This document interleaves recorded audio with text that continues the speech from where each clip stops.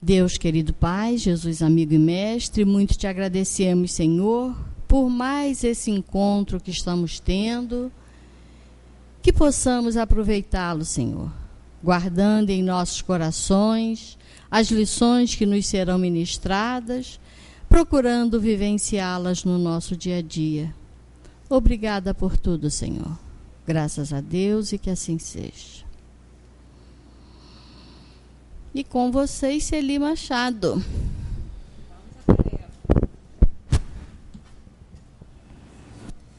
Uma boa noite para todos nós nessa última reunião do ano, no domingo, né? Que ainda temos terça-feira.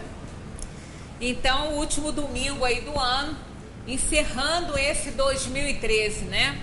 A Terra está contando mais um ano, mais um tempo. E é sobre tempo que a gente resolveu conversar hoje, porque é muito importante que a gente entenda muito bem isso, que ele é, assim, o grande colaborador da nossa evolução, né? Ele é o grande colaborador dos nossos momentos difíceis, porque ele se encarrega de ordenar as coisas, ele se encarrega não de curar, porque não há cura muitas vezes, né? Mas ele ameniza, ele tira de foco, né? Não é nem que ele cure uma dor ou uma doença, mas ele se encarrega de, ao passar, tirar de foco. Tirando do foco, outras coisas vão chegando e as coisas vão minimizando e a dor vai ficando transformada muitas vezes, né, em algo até bom de sentir, como saudade, por exemplo, né?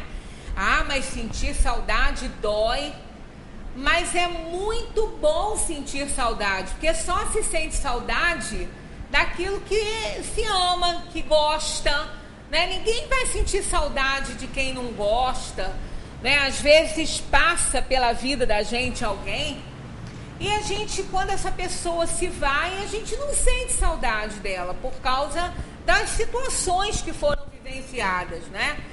Mas quando a gente tem saudade é porque a convivência foi muito boa, né? É porque o tempo que passamos juntos foi muito bom. Então o tempo tem muitas vantagens aí na nossa caminhada na Terra.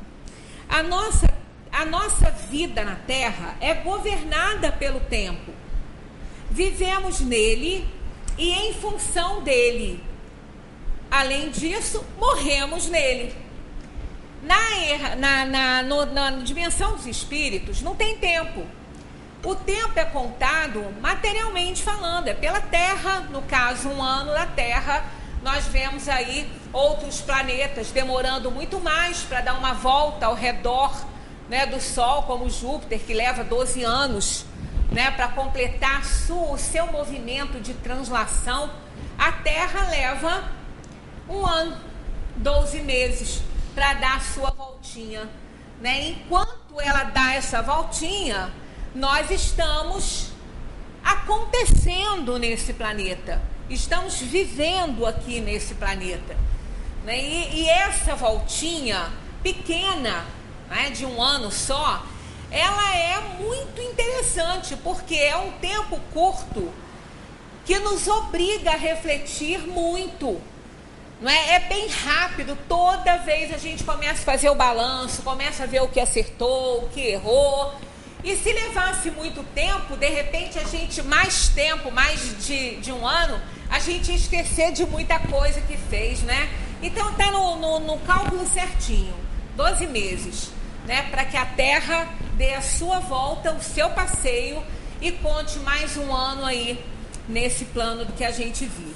O tempo é uma medida útil, mas somos nós que atribuímos a ele o seu valor.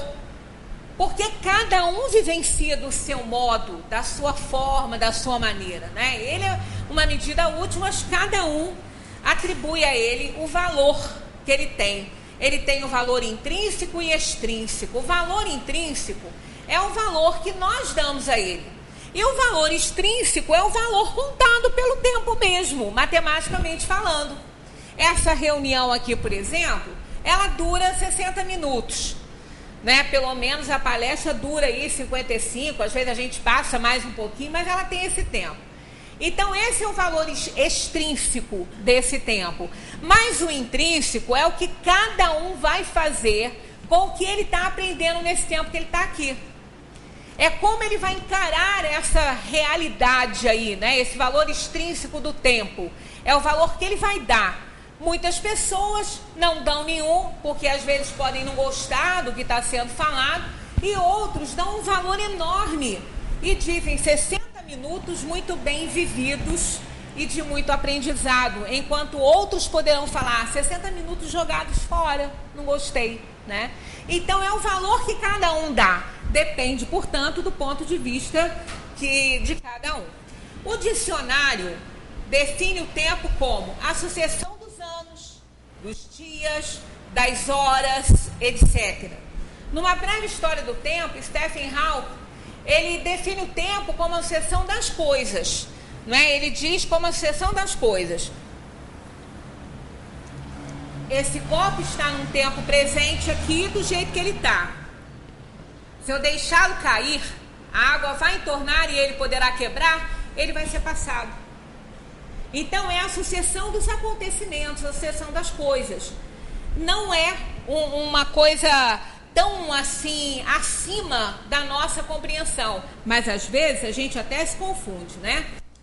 Então envolve que envolve para o ser humano essa sucessão dos anos, dos dias e das horas, a noção de passado, de presente e de futuro. Nós vivemos nesses três tempos praticamente simultaneamente, né? Porque cada segundo presente torna-se passado imediatamente e o segundo futuro torna-se presente também no mesmo momento praticamente, né? Então a gente vivencia esses tempos aí conjugados ao mesmo tempo. O nascimento parece ser o início e a morte o fim, mas não são. São apenas pontos nessa sucessão das coisas. Tudo que nós vemos destruir não é destruição, né? Que a gente vê se destruir não é destruição. Quando a gente vê chegar ao ponto final, né? O ciclo final de uma semente, ela eclode, ela arrebenta, ela morre, mas ela morre para dar início a uma outra vida, né? A planta que dela vai nascer. E é assim com tudo, né? Com toda a realidade que a gente passa aí. A nossa vida material, ela tem um ciclo para ser vivenciado, chegando ao fim. Essa matéria vai para o laboratório da vida, os nossos olhos se cerram para o mundo e se abrem para a eternidade. Então, todo fim é começo de alguma coisa. O tempo importa nesse sentido, né? Segundo Albert Einstein, o tempo não é constante. Ele tem relação com o observador. A velocidade do tempo é variável e depende do fato de estarmos imóveis ou em movimento. Ele passa de uma maneira diferente se viajarmos em uma nave espacial, de avião ou de carro. É interessante isso, que pela teoria, que eu não entendo absolutamente nada da teoria da relatividade, mas há uma hipótese que, se nós tivermos gêmeos, por exemplo, tem dois irmãos gêmeos, digamos, no dia 1º agora de janeiro, eles vão se despedir porque um vai fazer uma viagem espacial, um desses gêmeos. Eles têm 30 anos de idade. Então, um vai ficar na Terra, o outro vai fazer uma viagem espacial. Essa nave, ela vai ter que ser acelerada à velocidade da luz.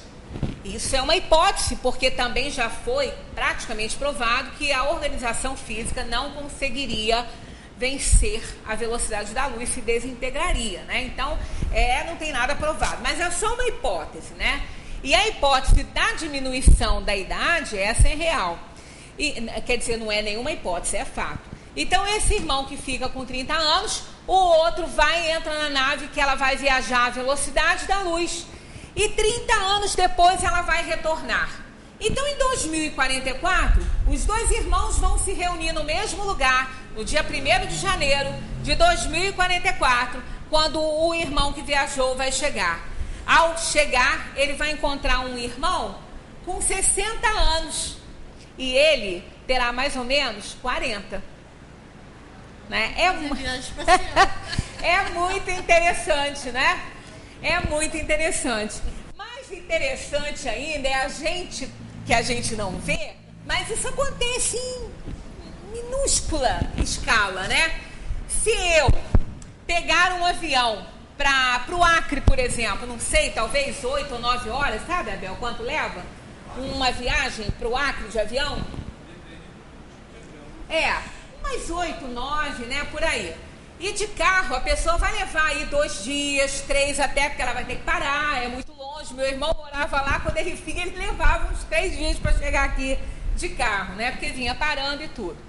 Então, se eu sair daqui de avião e o meu irmão sair daqui de carro, eu vou chegar lá em 8, 9 horas. Ele vai demorar 3 dias.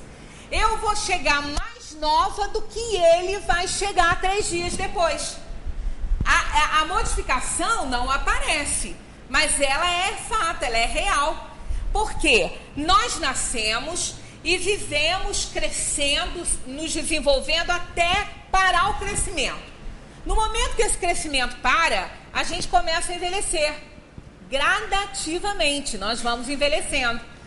Nós não vemos, isso é muito gradativo, mas é constante, não existe parada, estagnação nisso, né? Então, amanhã nós estaremos um pouquinho diferentes de hoje. A nossa unha vai estar mais crescida, o cabelo vai estar mais crescido. Minimamente a gente não percebe, né?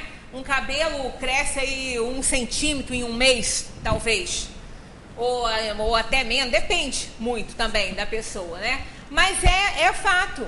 Então nós envelhecemos por dia, né? Por hora, por segundo, porque não para esse processo todo. Então é muito interessante essa questão do tempo, né? Porque mesmo nessa questão da passagem, do envelhecimento natural, pelo ciclo que a matéria enfrenta, né? De nascer, se desenvolver, crescer, né? Se desenvolver e depois morrer, isso aí não é de responsabilidade do tempo, não, mas está entrosada no tempo que nós vivemos aqui na Terra.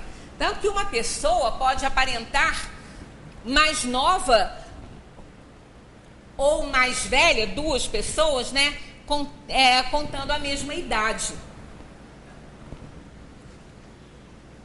O tempo também depende da percepção. 2 pessoas experimentando a mesma experiência podem perceber o tempo de formas totalmente diferentes. E a que gostou dirá que passou rápido demais. E a que não gostou vai falar que foi uma eternidade, né? Porque quando a gente dá um valor grande, intrínseco a ele, o valor extrínseco fica tão diminuído que quase não aparece. Mas quando a gente não gosta do que está acontecendo, aquele tempo parece uma eternidade, parece que não vai acabar nunca, né? É o tempo das dores e das alegrias. As alegrias passam tão rápido, né? Os momentos felizes passam tão rápido, e as dores demoram tanto, né? A nossa doença demora tanto para passar, as nossas dores demoram tanto, né? Os momentos felizes passam tão rápido, enquanto que os nossos momentos de tristeza parece que pararam no tempo, né? Então é a percepção que cada um tem do valor temporal, né? De uma maneira tangível, o tempo das pessoas não é igual. Cada um experimenta a vida de um modo diferente, porque o valor do tempo depende da percepção individual. Isso é de cada um mesmo, né? Com o tempo, tudo muda. Tem aquela frase que tudo passa? Tudo passa, tudo muda, né? O tempo nos oferece um exercício de perdas e ganhos o tempo inteiro, né? Todo o tempo a gente está ganhando e a gente está perdendo. E tudo vai passar, tudo vai mudar. Nada vai ficar do jeito que é, né? Tudo passa e não tem como fazer esse retorno, né? Mudamos por dentro, mudamos por fora, a nossa aparência e o nosso eu interior se modificam. E isso, frequentemente, não nos agrada muito. Às vezes, o simples fato de sairmos para almoçar com alguém, né? Vamos sair e vamos almoçar com alguém. Bom, digamos aí 2, 3 horas nesse tempo aí de saída de casa, de arrumação de saída, de encontro com um amigo, de pedido, de refeição, de desenvolver 3 horas. Vamos colocar 3 horas aí. Olha, nessas 3 horas envelhecemos. Nessas 3 horas mudamos muito. Fisicamente mudamos, só que é uma visão imperceptível, né? Uma percepção que não dá mesmo para a gente sentir. E assim, interiormente também. Porque muita coisa pode ter acontecido ali naquele almoço, muita conversa pode ter sido, né, gerada ali por um e por outro, uma opinião aqui, uma opinião aí, ali, e a gente mudar a nossa maneira de ser em algum ponto. A gente mudar o nosso ponto de vista, né, a gente mudar de opinião. Então, olha, como que essas 3 horas aí fizeram grandes modificações na nossa vida. Pode ser para pior ou para melhor, não importa, mas a modificação acontece. E às vezes não nos agrada muito, principalmente a modificação física, né? Fisicamente, a gente não gosta muito. Eu uma vez falei com o meu médico que eu não estou gostando nada desse negócio de ficar velha. Tá dando muito problema. Tá dando muito problema. Não só na parte física, quanto também na parte espiritual. Até a gente se integrar às mudanças que vão acontecendo, a gente até chora um pouquinho, né? Mas, apesar de a mudança ser nossa constante companheira, não a consideramos nossa amiga muitas vezes. Porque se tiver bom, a gente não quer que mude. Ela só é amiga quando não tá bom. Que aí muda, melhora, tá ótimo. Mas nem sempre a mudança é para melhor, né? Muitas vezes não é. Crise, essa palavra significa mudança de estado. E nem sempre a mudança de estado é boa. Por isso que as pessoas colocam crise como algo ruim, mas não é ruim. A crise é uma mudança de estado enquanto ele está acontecendo. É uma mudança enquanto ela está acontecendo, ela é uma crise. Então, um doente que entra em crise, nem sempre ele morre ou piora. A crise pode ser uma oportunidade de um médico observar um sintoma que ele não tinha visto ainda e curar o paciente. Então, crise não é ruim, né? É apenas uma mudança de estado, né, no momento em que as coisas estão ali acontecendo. Ela nos assusta porque nos sentimos incapazes de controlá-la. Muitas vezes as mudanças, então, físicas, nós não conseguimos controlar de jeito nenhum. Alguns pensam em melhorar, né? Procura um cirurgião plástico, um nutricionista, sei lá, faz qualquer coisa aí, né, Clara? Procura a Clara lá no consultório para ajeitar o corpo. Então a gente pode melhorar, mas impedir as mudanças de acontecerem, isso a gente não consegue, ainda não descobriram aí esse milagre, né? Passar por uma mudança é dizer adeus a uma situação antiga e familiar. Passar por mudança é sair da zona de conforto. Quem quer? Quem quer sair da zona de conforto? Não quer. Tá bom assim, para que mudar? Principalmente se o time estiver ganhando, né? Para que mudar? Então, mas a mudança implica isso aí, né? Em sair dessa zona de conforto. Enfrentar uma situação nova e desconhecida. Quem quer enfrentar uma situação desconhecida, nova? Se a gente tiver certeza que vai ser bom, a gente até quer. Mas desconhecida é complicado, porque a gente não sabe qual vai ser o resultado, né? Às vezes, não é o velho nem o novo que nos assusta, mas o intervalo entre eles, né? Isso aí dá um medo. A escritora Roni Kay é uma escritora que passou por 2 cânceres, ela conseguiu vencer os 2. Ela escreveu um livro de autoajuda feminina para as pessoas que vivenciam esse problema, né?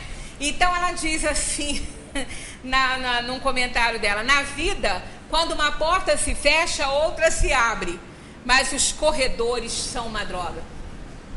Porque realmente é comprido demais às vezes, né? Entre a porta que se fecha e a outra que se abre, tem um longo caminho a percorrer.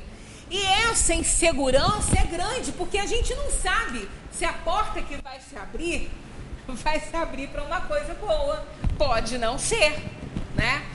Nós não aprendemos ainda a entender que tudo que acontece conosco é o melhor que podia acontecer, ainda que não seja bom para a gente, ao nosso julgamento.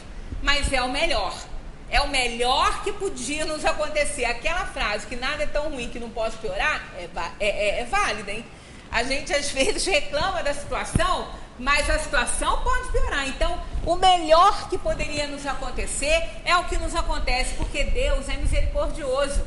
Ele é Pai, né? Então, Ele sabe até onde Ele pode nos mandar aí, né, um pezinho, até quanto a sua mão pode se abater sobre nós. Ele sabe disso.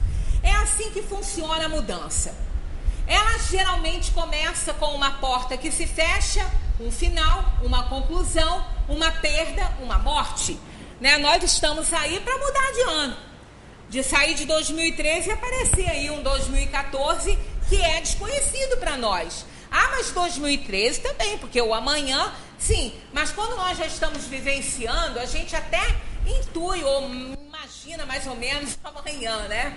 Mas o ano, né, ele vai trazer coisas, vai trazer chances e oportunidades variadas. E nem todas, né, podem ser do nosso agrado.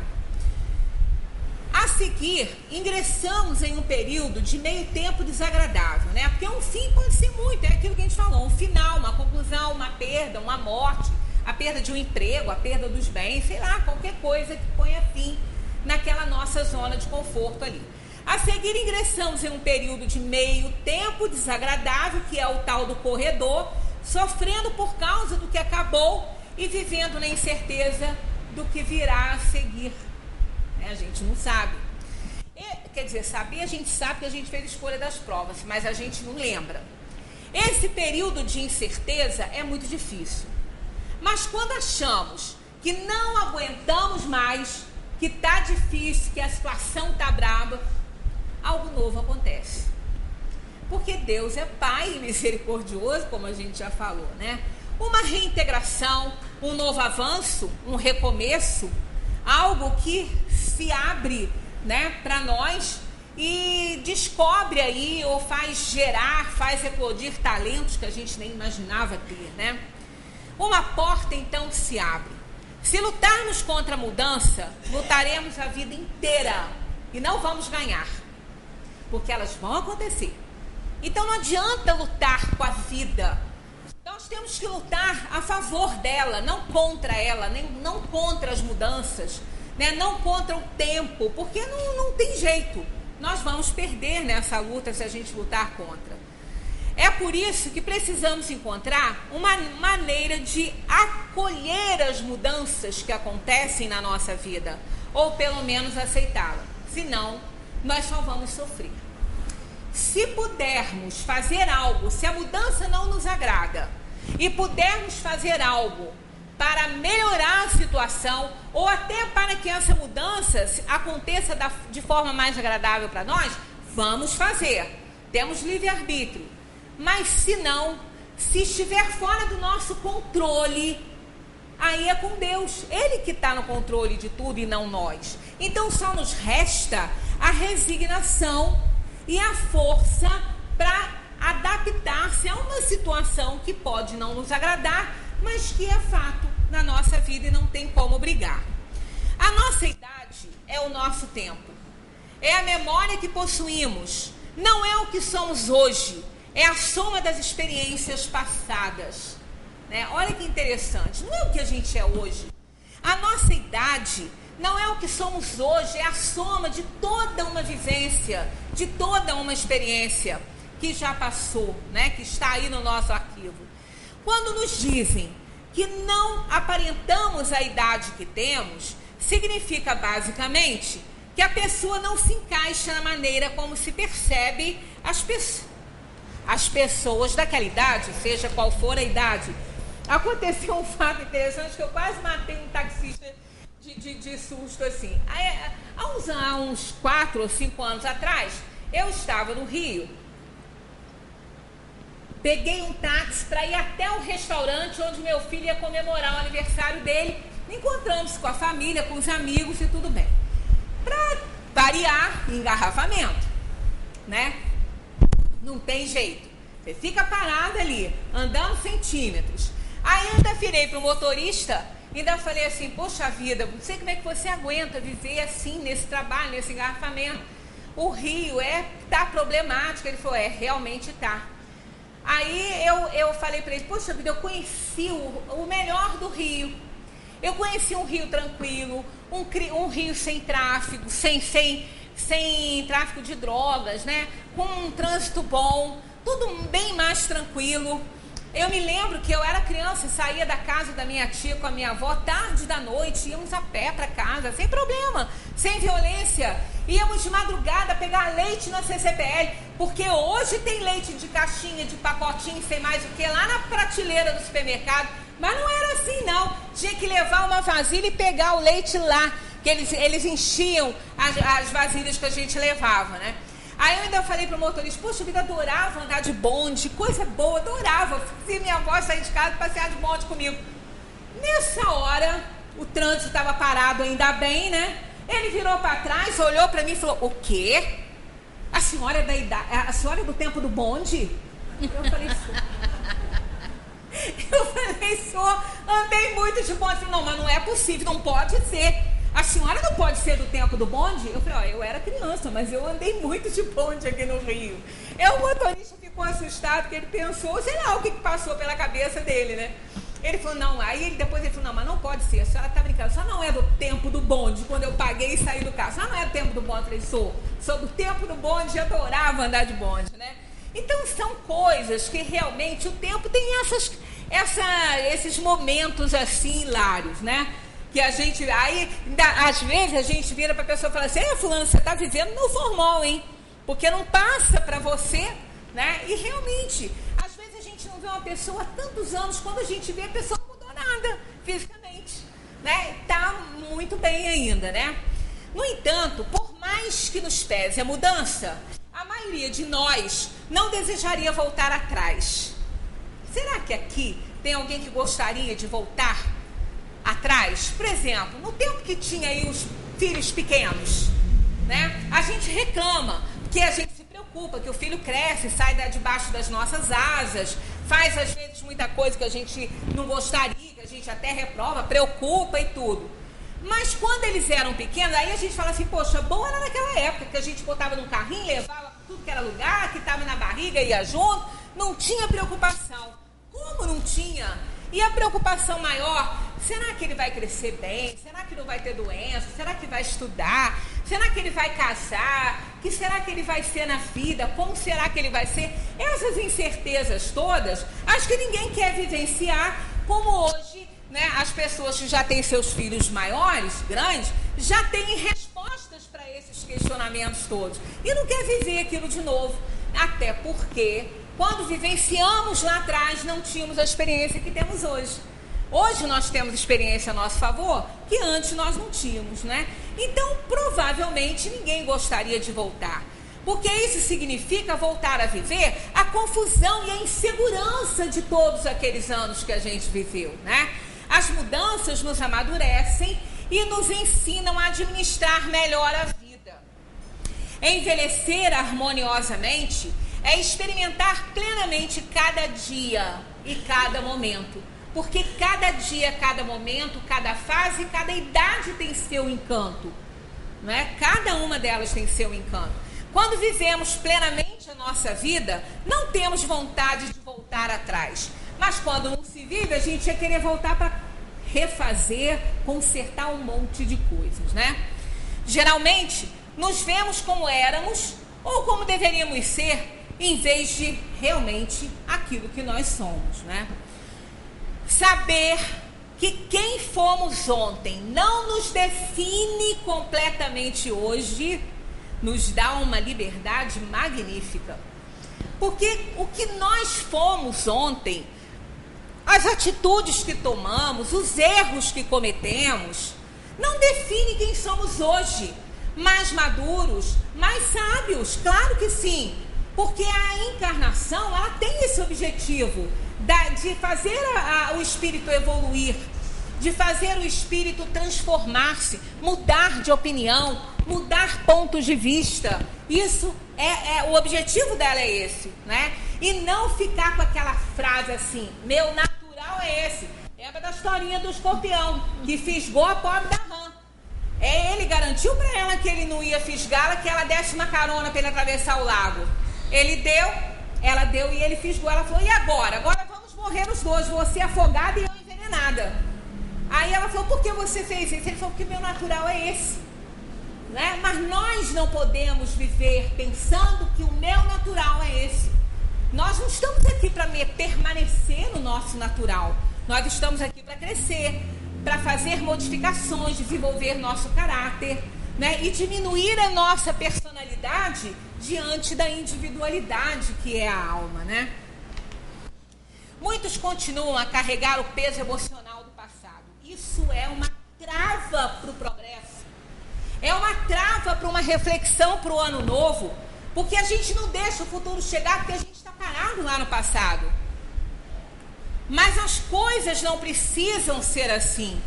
Podemos nos transformar e recomeçar, podemos nos renovar a cada dia se conseguirmos nos concentrar no presente. É ele que importa. Se formos capazes de ver a vida como ela realmente é agora, a gente consegue muita coisa.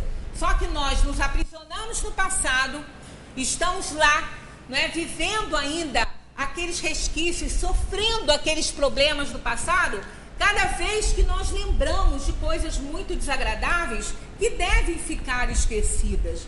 Nós não somos mais assim, nós não estamos mais naquele tempo, nós aprendemos, então estamos bem melhores. Nunca fomos melhores do que somos hoje.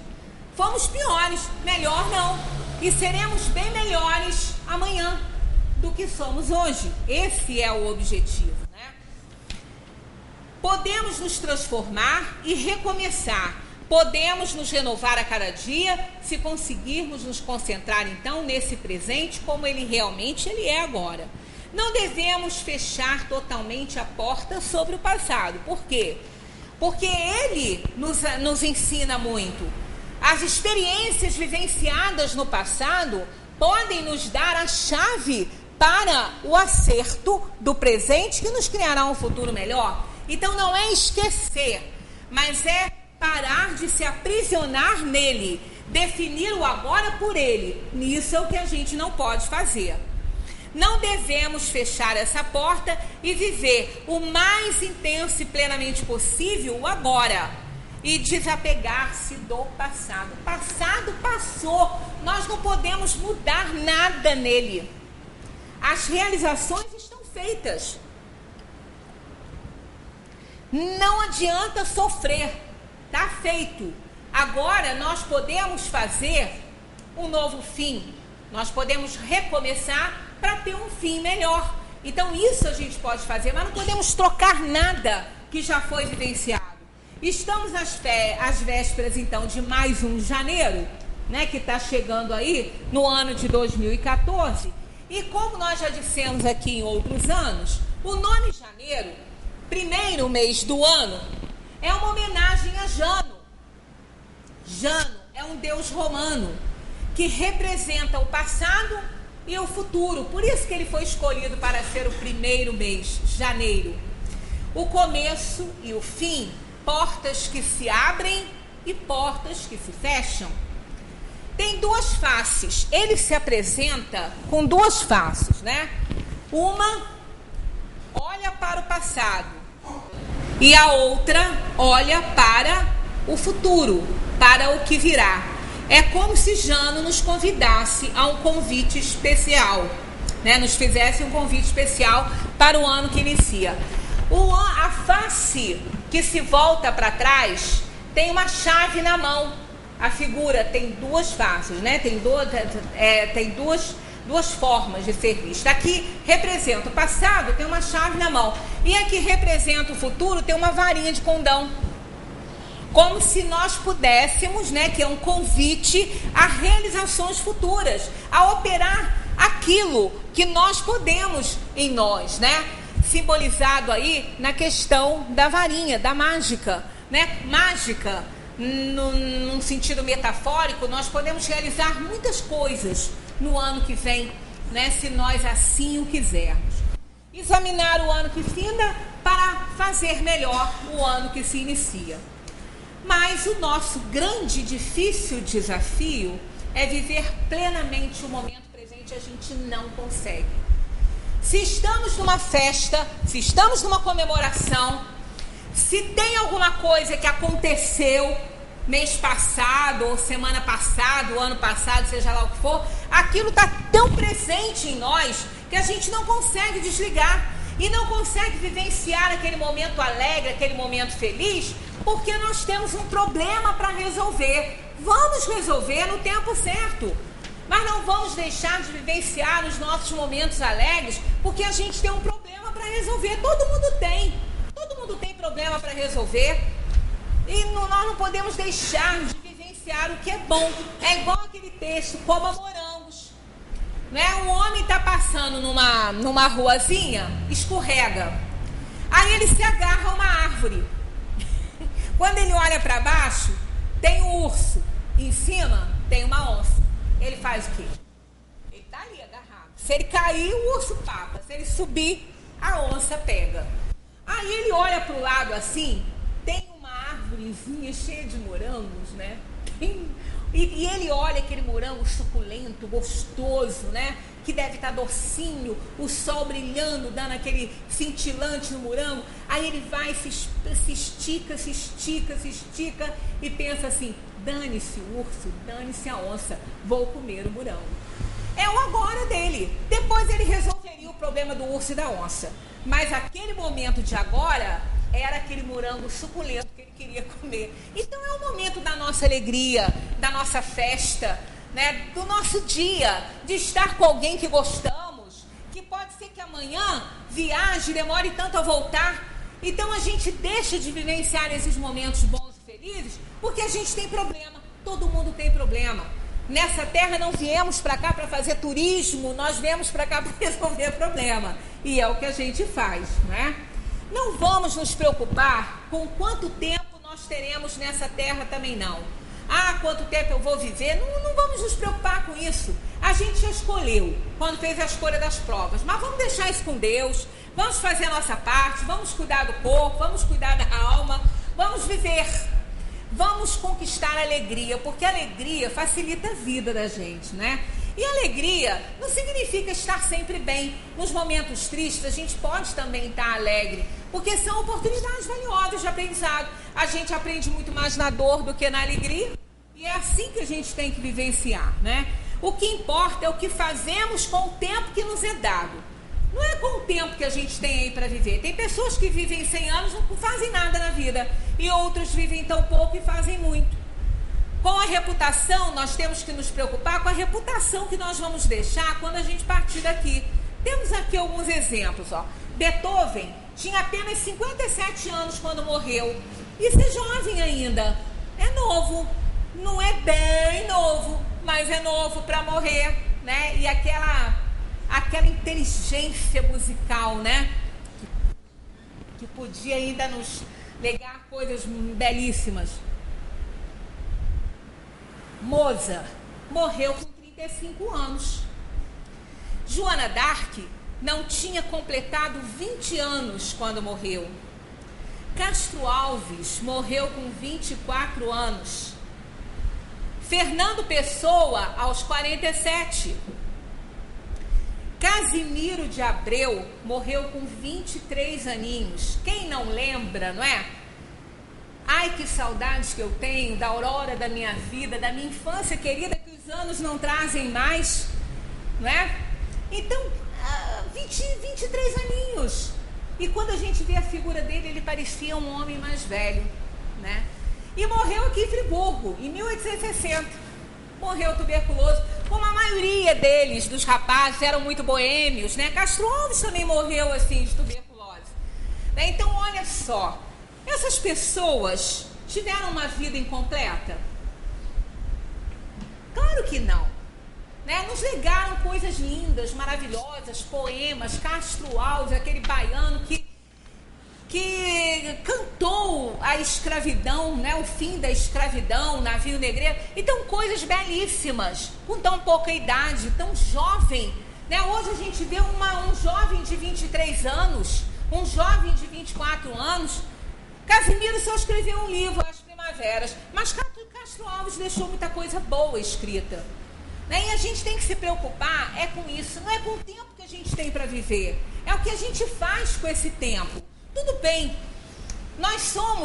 eles foram imortalizados pela sua obra, mas e nós? Eu, por exemplo, não escrevi nada, não faço nada. Como eu vou ser imortalizada? Né? Como nós vamos ser imortalizados? Nós vamos ser imortalizados até a última pessoa que nos conhece morrer. Pensem nisso. Nós vamos ser imortalizados até isso, a última pessoa que nos conhece morrer. Porque enquanto ela nos tiver da memória, nós estaremos imortalizados. Não apenas somos imortalizados pela obra que deixamos para a coletividade, mas aquela obra que deixamos para as individualidades.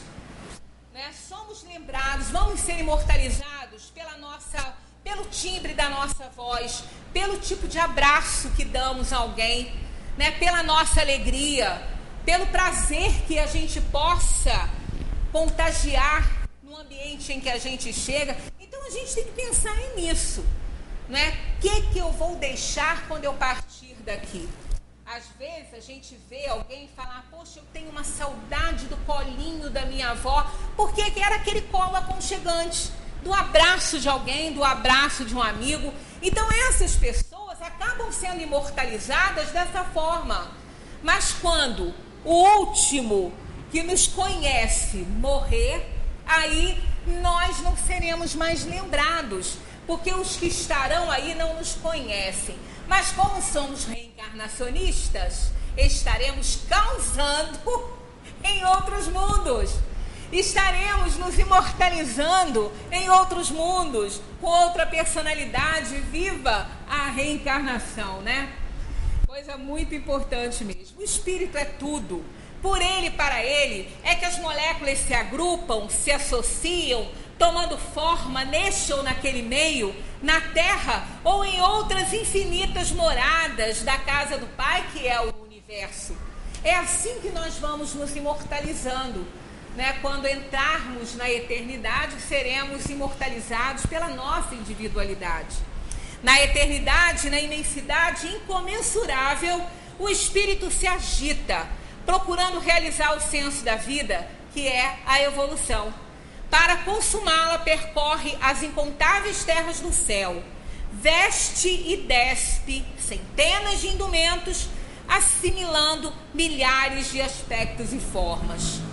A matéria é seu instrumento, é o meio através do qual ele consegue a sua ascensão ininterrupta nos tempos que o mundo oferece. Nada significam, portanto, os anos que passam, os anos que ficam, os anos que despontam nos calendários humanos. O importante na vida do espírito é o quê? São as arrancadas para frente, as etapas vencidas, o saber adquirido através da experiência vivenciada e as virtudes conquistadas pela dor e pelo amor. O que denominamos passado é apenas a lembrança de condições inferiores pelas quais já transitamos, porque nunca fomos melhores do que hoje, do que agora. O futuro não é mais que a esperança que nutrimos de alcançar um estado melhor. E o presente, este é a nossa realidade. O único capaz de reparar o passado e construir um futuro melhor. Tamanha atenção damos às pequenas nuvens que aparecem na nossa vida, que a gente não consegue ver o sol brilhar. Saint-Exupéry falou numa das suas obras: se tu choras por teres perdido o sol, as lágrimas o impedirão de veres as estrelas. Então não podemos ficar parados nisso aí, né? É preciso mudar de óculos, evitar lentes negras, a visão escura, sombria, pesada e densa que a gente tem dos problemas na vida. A gente tem que mudar de foco. Com lentes claras de otimismo e alegria, enxergaremos melhor. Caminharemos com mais segurança, sem tropeços indesejáveis, sem distorções da realidade em que estamos vivendo. Uma visão pouco objetiva da lei de causa e efeito, né, da lei do karma, que é a lei de causa e efeito, que é a lei que rege o universo, né? Se usarmos óculos negros, lentes escuras, pode resultar em lamentáveis enganos no enfoque existencial, como a impressão paralisante de que tudo é karma, até a infelicidade. Ah, eu tô assim, eu tô doente, eu tenho esse problema, isso é kármico, isso é karma. Isso acaba depois, se tiver que acabar. Não, não é bem assim. Karma quer dizer ação, é uma palavra sânscrita que quer dizer ação. Então nós podemos mexer, movimentar o nosso plano reencarnatório. O karma é ação, então é um conjunto de provação e expiação. E está muitas vezes ao nosso alcance fazer grandes modificações nele, né? Tem até uma questão em O Livro dos Espíritos, se pode o espírito, já nessa encarnação, mudar muitas das suas das diretrizes. Eles dizem que sim, desde que caiba no seu mapa reencarnatório. Então a gente pode sim, Deus nos deu o livre-arbítrio. Uma visão então mais clara nos mostra que o karma diz respeito a situações educativas, que mesmo quando insuperáveis, não tem que necessariamente afetar o nosso estado de ânimo. Né? Quanto maior o problema, maior força a gente tem que ter, mais animado a gente tem que estar para resolver isso, né? Nós não podemos nos enterrar nas profundezas da depressão nem no desânimo, porque isso não vai levar a nada, né? As nossas expiações e provas, quando bem vivenciadas, são como pontes que nos levarão a um mundo mais feliz. Lembra da história daquele rei que prometeu uma terra feliz, sem dor e sem sofrimento aos seus súditos? Ele prometeu essa terra e disse que levaria todos para esse reino, né? Para esse reino da alegria e da felicidade. Então, ele marcou o dia da partida, juntou todos os seus súditos, pediu que todos fossem ao estabelecimento que tinha lá e cada um pegasse a sua cruz, cada um pegasse a sua, cada um escolhesse uma. E assim foi feito. Todos então pegaram por escolha própria a sua cruz e foram andando. Tinha um espertinho lá, um espertalhãozinho, que achou que a dele estava pesada demais. Ele olhava para os outros, estavam todos carregando com tanta facilidade e ele não estava aguentando, né? Ele falou, não, eu estou ficando para trás, porque isso está pesado demais. Arranjou uma forma de serrar um pedaço dela, cerrou, e aí foi todo feliz, todo alegre, né? Quando chegou perto do tal reino, tinha um abismo para atravessar. O reino ficava do outro lado. Aí o rei falou, agora todos vocês vão pegar essa cruz que vocês estão carregando, vão colocar ali que ela vai ser a ponte para o reino da felicidade. Todos atravessaram, menos o espertalhão que cortou a dele e não deu para fazer a ponte. Ficou lá na dor e no sofrimento.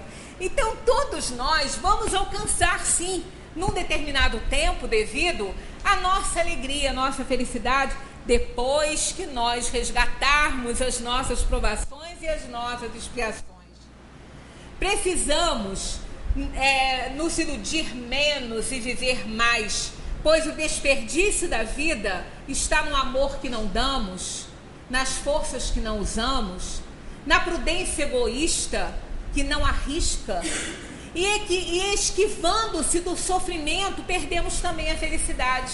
Ora, se passamos por uma dor, vamos investir depois em outra situação. Mas se eu passar pela situação de novo, vai enfrentar igual que enfrentou a outra, né? Nada deve nos frear, nada deve ser motivo para que a gente se acomode na dor e no sofrimento. A dor, eu acho que foi Nietzsche até que falou isso, não tenho muita certeza, porque tantos falam, né? A dor, ela pode ser inevitável em determinados momentos, mas o sofrimento é opcional. A gente não precisa se entregar à dor. A gente vai vivenciar e vai. Resignação não é acomodação. Muitas vezes temos que nos resignar diante da dor, mas resignação significa vivenciar, lutar para melhorar. A acomodação é que a gente não pode ter, né? Tentemos facilitar a nossa vida, porque a gente dificulta muito. A vida não é tão complicada assim, não. A gente faz o bicho muito pior do que ele é. A vida poderia ser muito mais simples se fôssemos menos intransigentes, se fôssemos mais mansos, mais pacíficos. Mas não. A gente é bélico, quer guerra, né? Quer luta e reclama. Não quer abrir mão, não quer ceder. Tem que ceder.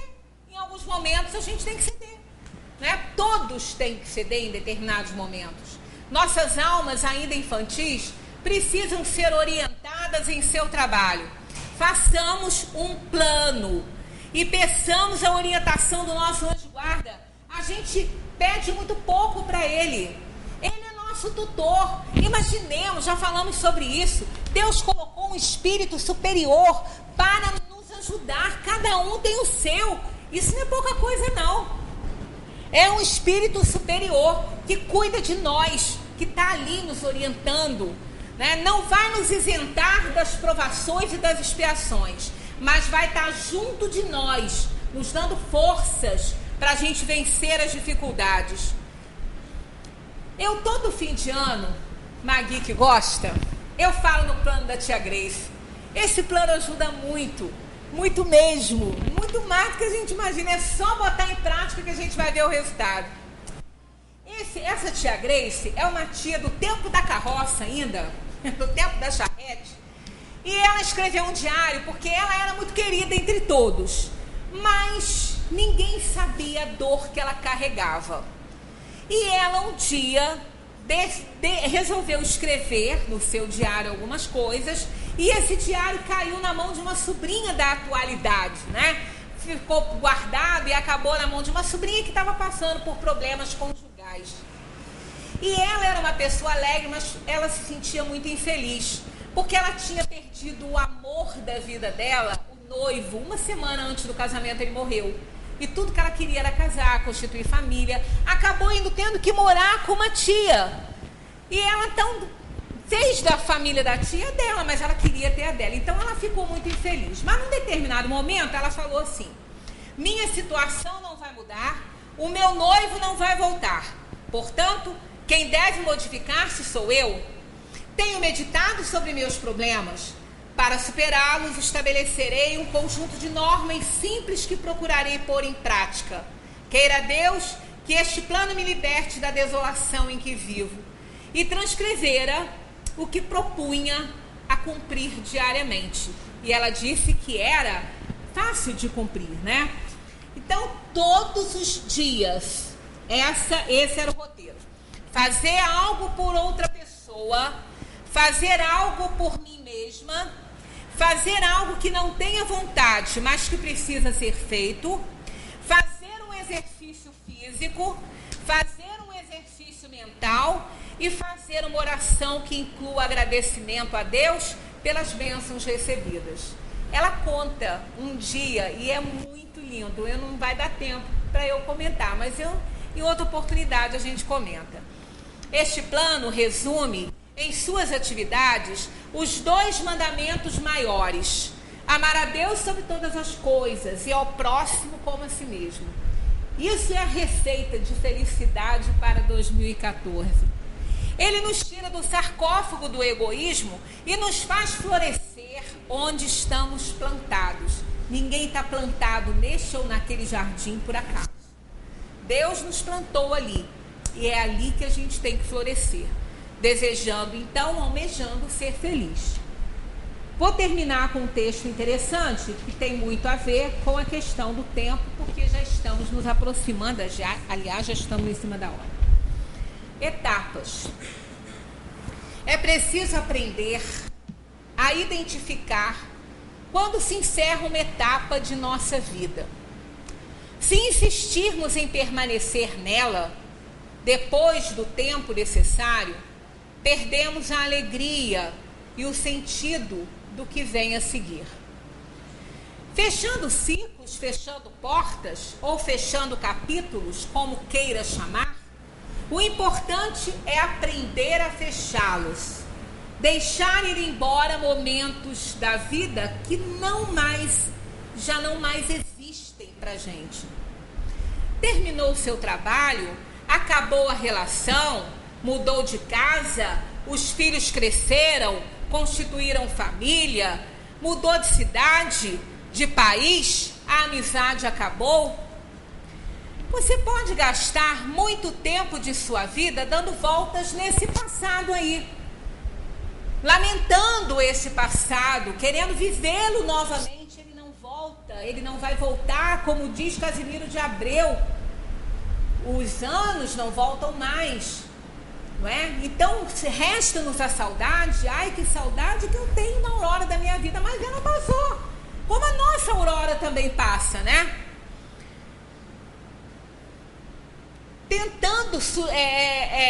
Tentando fazer uma ressurreição desse tempo, não vamos conseguir. O desgaste será imenso, porque eu, você, amigos, filhos e irmãos, estamos todos destinados a fechar capítulos. Nossa vida é um romance cheio de capítulos. Virar páginas, terminar etapas ou momentos da vida e seguir adiante. Como diz meu sobrinho pequenininho, a fila anda, né? O que aconteceu, aconteceu. Não podemos mais mudar. O passado passou. Não espere que o devolvam, porque ele não retornará. O tempo não para, diz lá o poeta, e também não volta. Isso nós não podemos perder. Nós podemos perder muita coisa na nossa vida, até oportunidades, porque nós vamos ter outras, mas o tempo não. Perder o tempo, perdeu. Como diz Benjamin Franklin, tempo é dinheiro. Não que ele falasse que o tempo o dinheiro é mais importante que o tempo, mas é aquele valor imenso, né, que as pessoas dão ao dinheiro, deveriam dar ao tempo. Não podemos ser filhos eternamente, nem adolescentes para sempre, nem empregados de empresas fantasmas. Isso é passado, já era, trabalhei, já era, já fechou. Nem podemos manter vínculos com quem não tem mais nada a ver conosco. Os acontecimentos e as pessoas passam por nossa vida e temos que deixá-los ir.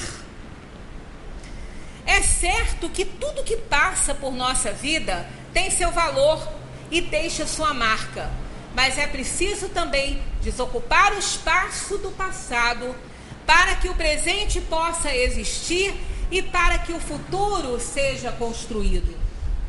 Se você anda pela vida deixando portas abertas, situações não resolvidas, nunca poderá desprender-se, nem viver o hoje com plenitude. Casamentos, namoros ou amizades que se fecham, possibilidade de regresso a quê? Já acabou, já fechou, não vamos vivenciar mais isso. Necessidades de esclarecimentos, palavras não pronunciadas, silêncios, para que isso, né? Aprenda a perceber e a encerrar aquilo que já foi, fazer a faxina emocional e arrumar espaço nas gavetas do futuro para o novo. Eis a receita do bem-estar. Você já não é o mesmo que foi há 1 minuto atrás? Que dirá há 2 anos, há 2 dias, 3 meses, 1 ano, seja o que for? Portanto, não desperdice o seu tempo. Ele é um bem precioso demais para ser perdido. Feche a porta, vire a página, mude o visual, renove-se. Você nunca será o mesmo e nem o mundo à sua volta, porque a vida nunca fica no mesmo lugar. Tudo está completamente em movimento, né? Faz bem à saúde cultivar o amor por si mesmo, desprender-se do que já não faz parte do que você se tornou hoje. Lembre-se de que nada nem ninguém neste mundo é insubstituível ou indispensável. Às vezes é preciso viver algum tempo com o que dói, mas deixe-se ir e aprenda a se desprender. Isso o ajudará definitivamente a seguir em frente, em paz consigo mesmo. E isso faz parte do aprendizado da vida.